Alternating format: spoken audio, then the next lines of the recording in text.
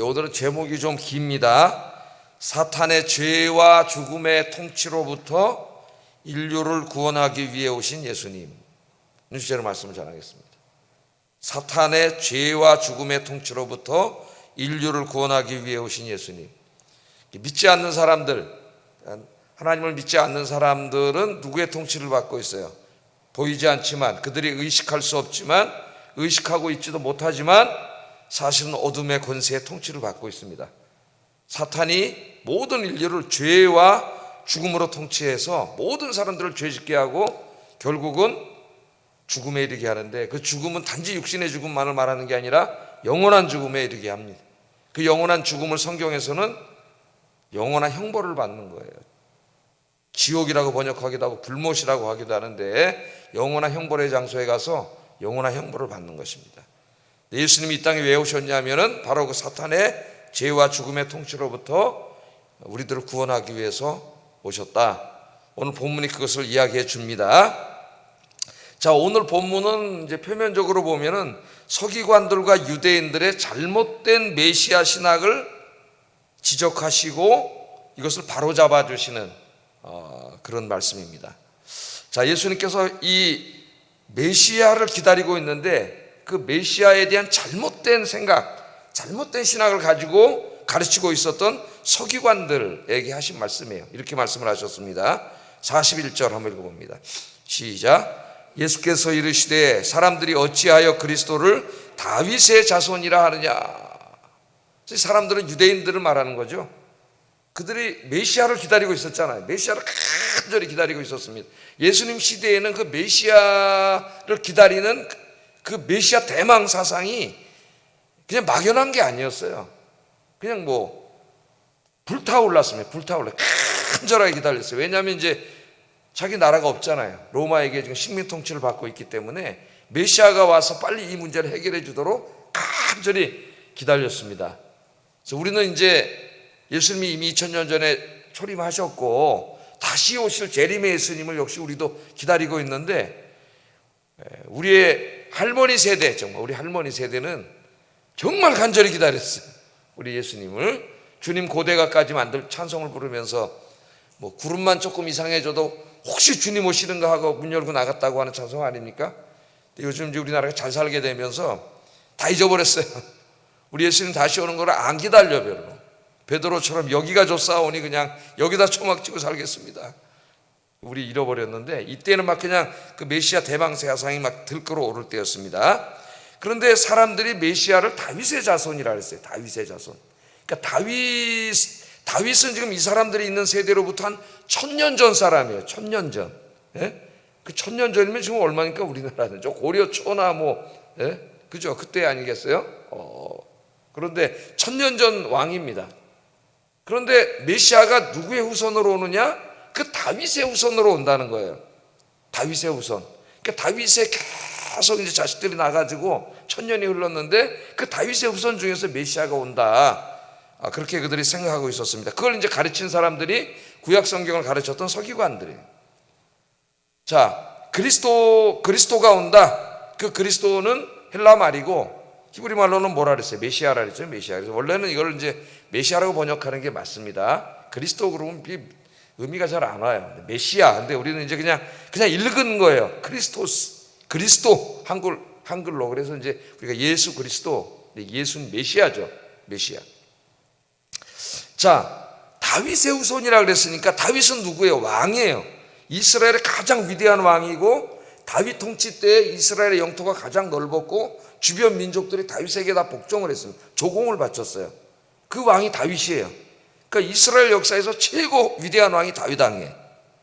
그런데 메시아는 누구예요? 다윗의 후손으로 온다 그랬으니까 그들이 기다린 건 누굽니까?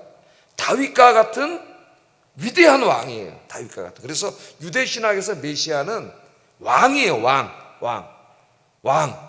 그럼 다윗 왕과 같은 위대한 인간 왕이 오신다. 하나님 그런 왕을 보내주실 것이다. 다윗의 자손일 것이다. 그 왕이 오면 어때요? 지금 우리가 로마에게 나라 다 뺏기고 정치적인 자유도 없고 세금 내고 괴롭힘을 당하고 있는데, 이 메시아가 오면은 군대를 모아가지고 저 로마랑 전쟁을 해서 우리 이스라엘 민족을 정치적으로 민족적으로 해방시켜 주실 것이다. 이게 메시아 대망 사상입니다. 유대인들의 이 잘못된 메시아 대망 사상 때문에 예수님을 믿기가 굉장히 어려웠던 사람들이 유대인이에요. 이 사람들. 그러니까 잘못된 신학이죠. 잘못된 신학. 성경을 잘못 해석한 거예요. 자, 그래서 그 예수님이 활동하던 시대 전후로 해서 자기가 메시아임을 자처하고 나와서 내가 바로 다윗의 후손 메시아다 이랬던 사람들이 굉장히 많아요. 가짜 메시아죠. 가짜 메시아. 예? 그 이제 대표적인 사람 하나만 생각을 해보면은 그 로마와 이 유대인들이 유대 전쟁을 일으키죠. 66년에서 이제 70년까지 로마와 전면전을 벌이게 되는데요. 이때 이 전면전을 하는데 이것을 이제 사람들을 선동하고 이끌었던 사람이 시몬 마르기오르라는 사람이 있어요. 시몬 마르기오라. 저기다 제가 이제 써놨는데 시몬 마르기오라. 이 사람이 이제 66년부터 70년까지 예루살렘 성에 들어가서 자기가 메시아라 그러고 군대를 모아서 로마랑 싸워서 이 민족을 해방시키러 왔다. 내가 메시아다. 가짜 메시아죠. 하나님 보낸 적이 없어요. 그런데 그랬더니 유대인들이 열광을 한 거죠. 왜? 그들은 그런 메시아를 기다렸어요. 정치적인 의미로, 민족적인 의미로 그런 메시아를 기다렸습니다. 이 사람들이 전쟁을 하다가 결국은 AD 70년에 이제 체포돼 가지고 끔찍하게 사형을 당합니다. 이 사람이. 그 메시아예요, 아니에요? 가짜 메시아잖아요. 가짜 메시아. 그 사람들이 확 일어났다가 그냥 그 예루살렘에 있는 사람들이 나머지 싸우던 사람이 이런 사람들 때문에 다 죽었어요. 그래서 예수님을 믿어야 되는데 믿지 않고 다 죽었습니다. 그 대표적인 사람이 이 사람이. 예? 이런 운동이 막 예수님 때에도 일어난 거죠. 그러니까 이 사람은 예수님이 이 말씀을 하시고 30여 년 후에 자기가 메시아라고 나타났던 그런 사람입니다. 그러니까 이런 정치 민족적인 의미의 메시아 사상이 유대인들에게 막 들끓었어요. 자, 이러한 기대 속에서 바로 그들이 다윗의 후손이라고 부른 거예요. 메시아는 다윗의 후손이다. 그러니까 예수님 그러잖아요. 예수께서 이르시되 사람들이 어찌하여 그리스도를 메시아를 다윗의 자손이라 하느냐. 다윗의 자손이라 하느냐. 그렇게 얘기하고 있습니다. 자, 만일 이들이 말한 게 맞다면 우리 예수님은 이 땅에 왜 오신 거예요?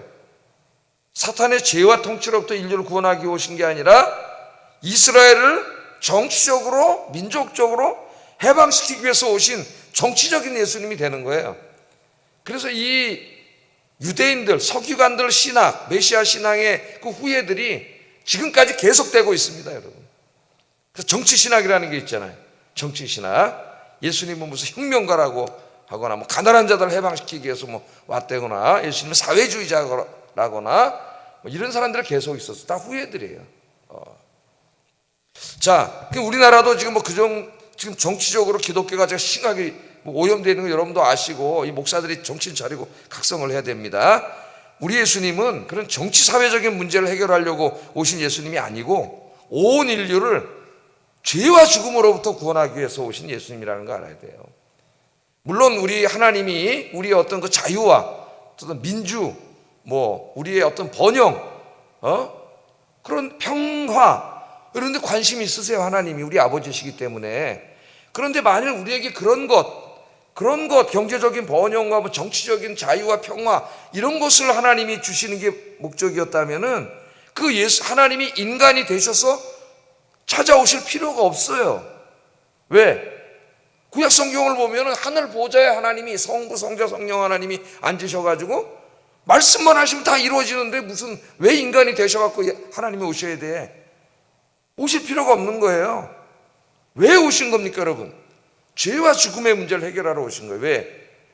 이 죄의 문제는 하나님이 앉으셔가지고 내가 너를 용서하노라 하실 수 없어요. 왜? 하나님은 공의의 하나님이세요. 사랑의 하나님이시면서 동시에 공의의 하나님이세요. 우리가 죄 지은 것, 인간이 지은 죄를 하나님은 공의시기 때문에 간과하실 수 없습니다. 제가 그래서 판사 비유 들잖아요. 판사 비유를 제가 가끔 들어요. 판사가 너무 사랑이 많은 판사야. 근데 여기 사람을 몇 명 죽인 사람이 왔어요. 재판을 하는데 불쌍해. 잡아놓고 보니까 그래서 판사가 난 사랑이 많으니까 너는 무죄다. 그럼 이 판사가 사랑이 많은 판사입니까? 그 판사는 당장 간도해야 되는 불의한 판사예요. 불의한 판사. 그럼 그 살인범들한테 죽은 가족들은 어떻게 되겠습니까, 여러분? 하나님은 공의이시기 때문에 그 죄를 간과하실 수가 없어요. 그러나 하나님은 사랑의 하나님이세요. 용서하셔야 돼. 용서하시고 싶어요. 그래서 어떻게 하셨어요? 그 인간이 지은 죄를 하나님 스스로가 대신 짊어지시고 하나님이 우리가 받을 형벌을 받으시기 위해서 성자 하나님이신 예수님이 인간이 되신 거예요. 인간이. 정치 사회적인 문제, 우리에게 돈 많이 벌게 해주고 건강하게 해주고 그런 문제였다면은 하나님이 인간이 되셔서 십자가에서 죽으실 필요가 없어요. 그냥 하늘에서 다 해주실 수 있는 문제들이에요. 이제 아셨죠? 이걸 두 개를 헷갈리면 안 됩니다, 여러분. 자, 예수님이 그래서 그들의 잘못된 신앙, 왜 그리스도를 다윗의 자손이라 하느냐 하면서 그 잘못된 메시아 신학을 퇴화시켰던 말씀을 이제 직접 해석을 해주셔요. 해석을 해주시는데 이 말씀이 시편 110편 말씀을 인용한 거거든요. 자, 42절 44절에 인용되어 있기 때문에 읽어보겠습니다. 시작. 내가 내 원수를 발등상으로 삼을 때까지 내 우편에 앉았으리라 하셨도다 하였느니라. 그런즉 다윗이 그리스도를 주라 칭하였으니 어찌 그의 자손이 되겠느냐 하시니라. 그러니까 지금 다윗의 그 진짜 자식 천년이 내려와가지고 그 다윗의 진짜 육신적인 후손 중에 누가 한 명이 메시아 왕으로 와서 우리를 민족적으로 해방시켜 주실 것이다. 이게 지금 유대인들의 신학 아닙니까, 여러분? 예? 예수님이 그 잘못된 신학을 고쳐주시는 거예요. 왜 메시아를 그리스도를 다윗의 자손이라 하느냐? 그럼 너희들이 그렇게 해석하는 성경을 보자. 그리고 110편을 핀 거예요. 예? 10편 110편에 보니까 다윗이 뭐라 그랬어요? 이게 메시아 예언 시편인데 시편에 다윗이 친히 뭐라고 말했다고요? 주께서는 하나님이시죠. 하나님께서 내 주께 이르시되, 그러니까 또 다른 주님이 계신 거잖아요. 주께서 내 주께 이르시되, 그러니까 성부 하나님이 성자 하나님 예수님에게 말씀하신 것이죠. 자, 이때 다윗이 뭐라 그랬어요? 메시아를 보고 내 주님이라고 부르잖아요. 주님께서 내 주님께 이르시되 그랬잖아. 그러니까 다윗이 천년 전에 이미 주님에게, 메시아이신 우리 주님에게 내 주님이라고 불렀다는 거예요. 내 주님이라고, 후손이라고 부르지 않고. 근데 어떻게 메시아가 다윗의 후손이냐? 천년 전에 다윗이 이미 다윗보다 훨씬 먼저 존재하신 그 주님을 향하여 내 주님이라고 불렀는데 어떻게 메시아가 다윗의 후손이 되느냐? 논리적으로 그렇게 말씀하신 것이죠. 잘못됐다는 겁니다. 그 말은 뭐예요? 너희들이 말한 것처럼 메시아는 다윗의 그 진짜 민족적인 후손으로 와가지고 이 이스라엘 민족을 정치적으로 해방시키기 위해서 오신 그런 왕이 아니다, 그 말이에요. 왕이. 그래서 메시아에 대한 잘못된 생각이다, 그렇게 말씀하고 있는 겁니다. 예수님이 이러한 잘못을 지적하시면서 메시아는 다윗의 인간적인 후손인 정치적인 인간의 왕이 아니라 신적인 존재인 하나님의 아들이라고 말씀하신 거예요. 물론 예수님은 다윗의 후손으로 오셨죠. 다윗의 먼 후손이 요셉을 통해서 오셨어요. 그러나 요셉과 마리아의 몸을 밀어서 오셨을 뿐이지 그 예수님 누구예요? 하나님의 아들. 누가복음 우리 1장에 이미 선언했잖아요. 우리 공부할 때. 성령으로, 하나님의 권능으로 잉태하셨다고 그렇게 말씀하셨습니다. 그러면 그 다윗의 후손으로 오신 예수님 왜 오셨냐, 이거 왜 오셨냐, 목적이 뭐냐, 그 목적을 딱 얘기합니다. 42절 하반절부터 43절 한번 읽어보겠습니다. 시작. 내 우편에 앉았으라 하셨도다. 주께서, 하나님께서 내 주님께, 예수님께, 성자 하나님께 말씀하시기를 뭐라고? 네가 이제 땅에 나중에 가서 메시아가 될 텐데 뭐라고요? 내 원수를 내 발등상으로 삼을 때까지. 자, 원수, 전쟁 얘기입니다. 전쟁을 해서 포로를 잡았어요. 적군을 이겼어요. 그럼 그 적군을 발등상에 꾸르는 거죠. 그럼 뭐 하는 거예요? 굴복시키는 거죠. 굴복. 승리를 말하는 거예요. 승리. 적군을 잡아서 발등상으로 무릎 꿇리는 거예요. 승리를 말하는 거예요. 그러니까 내 원수를 내가 완전히 섬멸할 때까지 내 우편에 앉았으리라 하셨도다. 아멘. 그렇게 이야기를 하고 있습니다. 그러면 여기에 예수님 하나님 말씀하신 내 원수, 메시아의 원수는 누구인가 이거예요. 메시아의 원수. 여기서 이제 유대인들이 잘못된 신앙을 갖는 거예요. 그 원수는 곧 이스라엘의 원수이고, 이스라엘의 원수는 지금 누구예요? 예수님 시대에 로마예요. 로마. 그래서 그들의 메시아 신학이 탄생하는 겁니다. 이 로마를 완전히 굴복시키기 위해서 메시아가 올 거다. 여기서 나온 거예요, 여러분. 이 신학이. 근데 이건 성경을 완전히 잘못 해석한 거예요. 엉터리로 해석한 거예요. 의미를 잘 모르고 지금도 신학을 한다고 하는 뭐 신학자 안내 하는 친구들 중에 이 성경을 엉터리로 해석하는 사람들이 너무 많아요. 이단들이. 제가 수요일날 가끔씩 얘기하잖아요. 조심해야 된다고. 그래서 다른 데 유튜브 이런 거 절대 듣지 말라 그랬어요. 이단들이 나는 복음주의자입니다 이렇게 얘기하면서 엉뚱한 얘기를 해요. 조심하셔야 돼요. 자, 그럼 원수는 로마 제국이 아니에요. 로마 제국이 아니라 이 원수는 누구예요? 예? 인간을 죄와 죽음으로 통치해서 결국 다 자기와 함께 멸망받게 하려고 하는 어둠의 권세자, 이 어둠의 주인인 사탄입니다. 사탄. 그러니까 예수님이 이 땅에 오셔서 하시는 궁극적인 일이 뭐냐면은 사탄을 발등상에다 끌어 굴복시키는 거예요. 굴복시키는 거. 예? 그래서 그 사탄의 죄와 죽음의 통치 속에 신음하는 인류를 구원하는 것, 그 일을 하기 위해서 예수님이 오시는 거다. 그렇게 말씀을 합니다. 그래서 이 말씀이 히브리서 2장 14절 15절에 좀 자세히 설명되어 있어요. 읽어보겠습니다. 시작. 십자가의 죽음을 통하여 죽음의 세력을 잡은 자 곧 마귀를 멸하시며 또 죽기를 무서워함으로 한평생 매여 종노릇 하는 모든 자들을 놓아주려 하심이니라. 여기 나오잖아요. 그죠? 히브리서는 독특하게 예수님의 십자가의 죽음을 사탄을 멸망시키는 것과 연관시켜서 설명을 합니다. 가로는 성경에는 없는데 제가 이해하기 쉽게 써놓은 거예요. 자, 그리스도께서 혈과 육을 함께 지니심은, 그러니까 인간이 되신 거죠. 성육신 하신 거예요.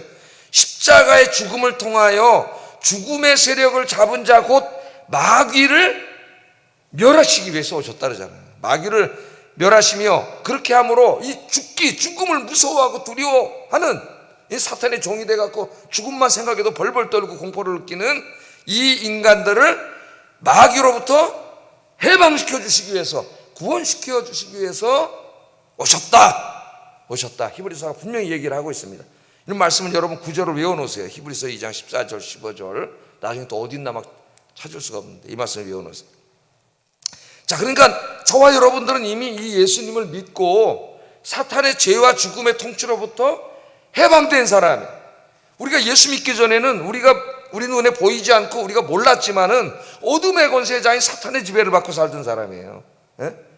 그래서 죄 짓고 살다가 죽어서 지옥 갈 인생이었어요. 그러나 하나님의 은혜로 진짜 어느 날 내 인생에 하나님 찾아오셨죠. 뭐 가족을 통해서 찾아오신 분도 있고 친구를 통해서 찾아오신 분도 있고 자기 인생에 찾아오셔서 자기를 구원해 주셨잖아요. 그래서 죄와 이 사망의 권세, 사탄의 죄와 사망의 권세로부터 해방되어서 우리가 구원받고 죽음을 극복하고 이기고 영생을 얻게 하셨잖아요. 우리 주일날 요한복음 영생으로 설명을 하죠.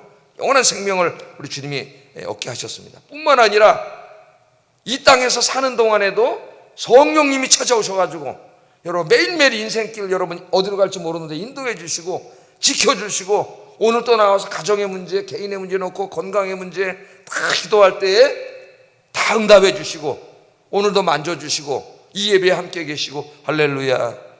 우리가 이 큰 은혜를 받은 사람이에요. 특별히 마태복음 28장 28절에 보면은 볼지어다 내가 세상 끝날까지 너희와 항상 함께 있으리라. 여러분 혼자가 아닙니다. 사탄은 쫓겨나가고 성령님이 여러분을 통치하고 계셔요. 이제 사탄이 통치하는 사람이 아니에요. 성령님이 통치하고 계셔요. 그래서 성령님이 통치하는 사람은 악한 자가 와서 건드리지도 못하느니라. 아멘. 마귀가 오면은 나사렛 예수의 이름으로 사탄아 물러가라 그러면 우리는 사탄을 물리치는 권세가 있는 거죠. 권세를 주셨어요. 그러니까 마귀를 무서워하지 마세요, 여러분. 여러분은 예수의 이름, 주님의 이름을 가진 사람, 주님의 이름으로 명하면 사탄이 물러간다고 성경은 그렇게 이야기하고 있습니다. 그래서 여러분 우찌무라 간조 목사님 얘기는 가끔 하지 않습니까? 일본에는 귀신의 나라잖아요.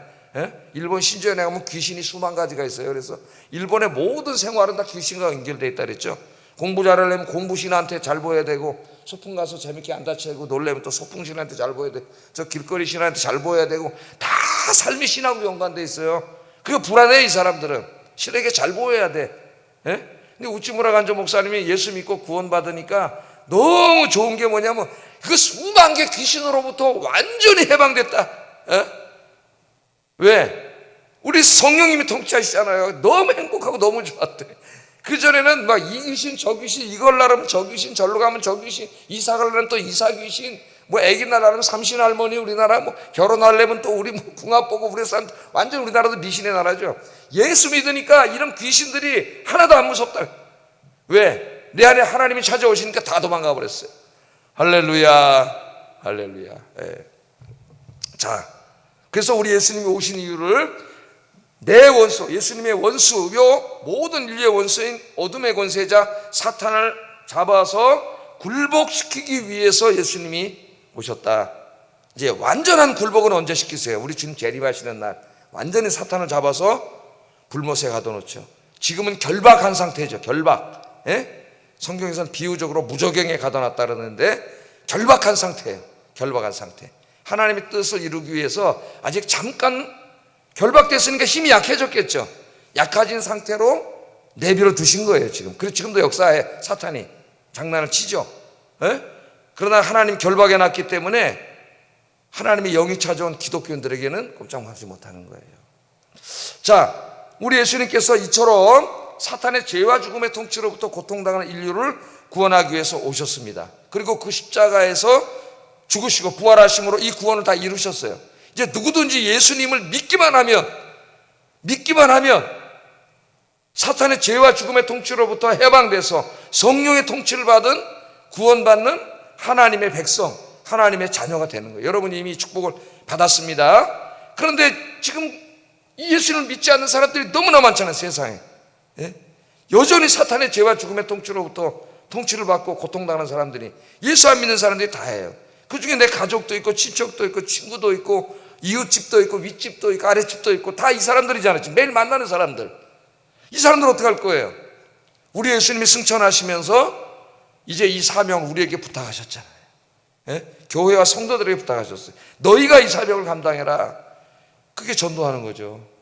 복음 전하고 전도하는 거예요. 그래서 마태복음 28장 18절 예수께서 나와 말씀하여 이르시되 하늘과 땅의 모든 권세를 내게 주셨으니 그러므로 너희는 가서 모든 민족을 제자로 삼아 아버지와 아들과 성령의 이름으로 세례를 주라.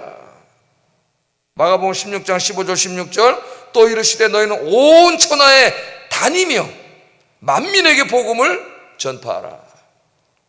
또 요한복음 20장 21절 예수께서 또 이르시되 너희에게 평강이 있을지어다 아버지께서 나를 보내신 것 같이 이제는 내가 너희를 보내노라. 그렇게 말씀하셨죠.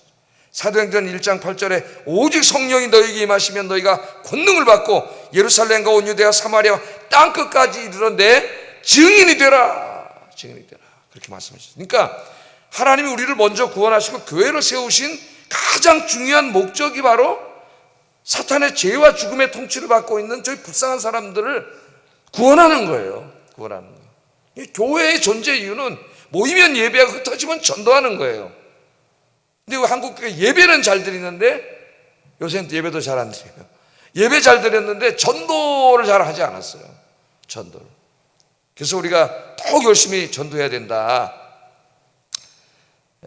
일본의 한 전도하던 청년 이야기를 좀 하나 말씀드리겠습니다. 한 청년이 열심히 전도를 했는데 병원에 가서 열심히 복음을 전했다 그래요. 이 청년이 병원에 가서. 지금 우리나라는 병원에 신방도 못 가는데 코로나 이전에는 우리도 병원 전도하는 사람들이 많았죠. 교회마다. 영락교회는 그 앞에 있던, 지금 병원이 없어졌지만 백병원, 거기 전도해서 거기 암 수술 받고 수술 받는 환자들 굉장히 많이 전도했어요. 영락교회 병원 전도대가. 그리고 주일날 피곤할 텐데 새벽에 와서 아침에 병원에서 착성 부르면서 전도하는 사람들도 있고, 이게 다 지금 없어지고 병원에 이제 들어가지도 못하고 그렇게 됐어요. 병실을 돌면서 열심히 전도하다가 한 병동에 들어갔는데 폐결핵에 걸려가지고 각혈을 하는 여성 환자를 만나게 됩니다. 이 청년이 다 죽어가는 예? 그 여성 환자를 만나게 돼요. 자, 그래서 이 여성 환자에게 찾아가서 불쌍해가지고 예수님을 전했습니다. 예수 믿으면 당신은 이 모든 고통에서 벗어나서 영원한 하늘의 축복을 누릴 수 있습니다. 그러면서 막 진짜 눈물 흘리면서 전도를 했어요. 그랬더니 이 여인이 지금 아무도 거들떠 보지 않는, 의사 외에는 아무도 거들떠 보지 않는 폐병 환자인 자기에게 관심을 갖고 젊은 청년이 와서 이렇게 열심히 전도하는 게 감동이 돼가지고 예수를 믿게 됐어요. 이 여인이. 그 여인이 누구냐? 훗날 빙점이라고 하는 유명한 소설을 쓴 미우라 아야코입니다. 미우라 아야코가 쓴 소설을 읽은 사람들 가운데 약 80% 정도가 정말 당신이 소설에서 말한 하나님은 살아있습니다 하고 예수를 믿게 됐다는 거예요. 그 대단한 거죠. 이 미우라 아야코, 잘 알려진 그 미우라 아야코가 어떻게 이렇게 기독교인이 돼서 많은 사람에게 감동을 주는 소설을 쓸 수 있었느냐. 한 청년이 전도한 거예요. 폐병실에서 다 죽어가는 여성에게 가가지고 예수 믿으라고 전도했는데 그 청년이 전도한 그 여인이 이렇게 유명한 소설가가 된 거예요, 여러분. 그러니까 전도는 가장 위대한 일이에요. 내가 한 사람 전도했는데, 내가 어떤 어린 나이 하나 전도했는데 나중에 이 어린 나이가 훌륭한 목사님이 되고 선교사님이 되고 또 이 사회의 큰 장로님이 되고 놀라운 일이 벌어지는 거예요. 내가 막 전도지 나눠 줬는데 나는 몰라. 우리 교회 안 나와서 어느 날 그 사람 전도지하고 다른 교회 나가. 나는 모르지만은 천국에 가봤더니 하나님이 나한테 상을 주시네. 네가 전도한 사람 저렇게 일을 많이 했다. 이런 일들이 막 벌어지는 거예요. 전도는 놀랍고 위대한 일입니다. 윌리엄 부스가 있죠. 윌리엄 부스라고 하는 사람이 있습니다. 구세구를 만들었던 윌리엄 부스인데, 이 사람이 전도를 열심히 했는데 병에 걸렸어요. 병에 걸려가지고 이제 전도도 할 수 없도록 기력이 다 빠져 있는데, 의사가 심각하게 충고를 했답니다. 자기에게 이런 건강 상태에서 계속 전도하면은, 이렇게 무리하고 다니면 1년도 못 살고 당신이 죽습니다. 그러니까 당장 간두고 쉬면서 휴식을 취하세요 그랬다는 거예요. 그래서 집에 와가지고 고민을 했다는 거예요. 어떡하지? 그러다가 우리 예수님이 땅끝까지 이른 내 증인이 되라고 말씀이 자꾸 생각나서 에이 모르겠다, 죽으면 죽지, 그러고 가서 전도를 했대요. 계속 전도를 했는데 놀랍게도 하나님이 병을 치료해 주셔가지고 더 건강해지셨고 84세까지 살면서 복음을 전하고 구세구를 만든 사람이 윌리엄 부스입니다. 여러분, 이분이 이렇게 말했어요. 내가 젊었을 때 의사가 나를 버렸습니다. 죽는다고. 그래서 나도 의사를 버렸습니다. 대신 나는 하나님만을 의지했습니다. 그랬더니 하나님이 나를 지켜주셨습니다.